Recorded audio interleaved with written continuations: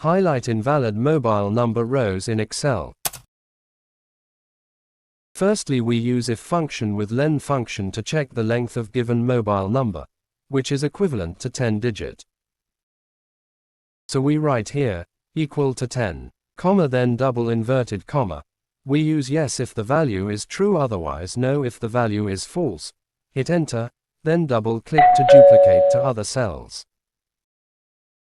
Select the entire array, Alt plus H, L, N. To highlight multiple rows, we use conditional formatting using simple formula.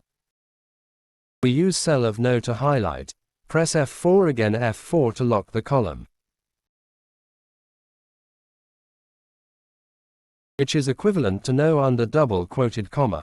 After the click on Format, choose a fill color under Fill tab. Then click on OK. Once again OK. Now the rows of invalid mobile are highlighted. Thanks for watching, and don't forget to subscribe for more Excel tutorials videos.